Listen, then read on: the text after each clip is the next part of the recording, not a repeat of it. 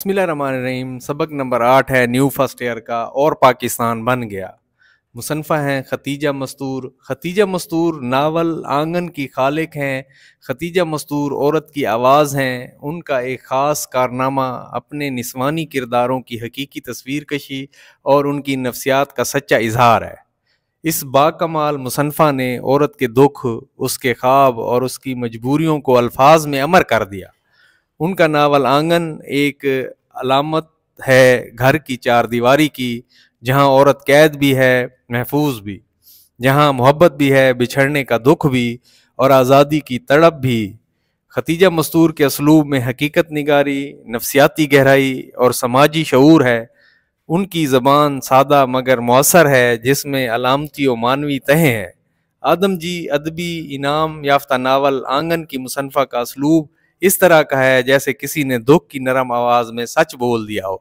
تو جب آپ پیراگراف کی تشریح کریں گے تو اس کے اندر 5-7 لائنیں اس کی لکھیں گے ایک خاص طریقے سے، سیکوینس سے۔ وہ آپ کو جو ہے پیراگراف کی تشریح والا جو سوال وہاں پہ مل جائے گا، بہت سارے پیراگراف کی تشریح والے سوال موجود ہیں دل خانہ خدا کے اوپر۔ تو دیکھیں، وہ لوٹے سہاگ و عصمتیں جب فساد ہوا تو ہندو مسلم ایک دوسرے کے دشمن ہو گئے، آج بھی وہاں پر مسائل ہیں۔ وہ فسانہ ہے یا وہ حقیقتیں، وہ تمام گھر جو اجڑ گئے، وہ عزیز جو کہ بچھڑ گئے، ہمیں یاد ہیں کہ ہمیں یاد ہیں۔ ہوا ظلمت کا بیڑا غرق بحر نامرادی میں، لہو کی ندیاں سی بہہ گئیں مشرق کی وادی میں، نماز عید کی خاطر نہا کر باوضو ہو کر، سحر اس خون کے دریا سے نکلی سرخ رو ہو کر۔ تو اب دیکھیں یہاں پہ جو مارا گیا، جو کیونکہ یہ جو ناول ہے یہ پارٹیشن سے پہلے اور بعد کے دور کا لکھا ہوا ہے، فوراً پہلے اور فوراً بعد، یہ اس میں لکھا گیا ہے۔ تو عشق و آزادی بہار عزیز کا سامان ہے۔ عالیہ اپنی محبت کی قربانی دے جاتی ہے۔ عشق میری جان، آزادی میرا ایمان ہے، عشق پہ کر دوں فدا میں اپنی ساری زندگی، اور آزادی پر میرا عشق بھی قربان ہے۔ بے سبب لوگ بدلتے نہیں مسکن اپنا، تم نے جلتے ہوئے دیکھا ہے نشیمن اپنا۔ تو کچھ تو تیرے موسم ہی مجھے راس کا مائے، اور کچھ میری مٹی میں بغاوت بھی بہت ہے۔ پھولوں کا بکھرنا تو مقدر ہی تھا، لیکن کچھ اس میں ہواؤں کی سیاست بھی بہت ہے۔ شہر در شہر گھر جلائے گئے، یوں بھی جشن طرب منائے گئے، کیا کہوں کس طرح سرے بازار عصمتوں کے دیے بجھائے گئے۔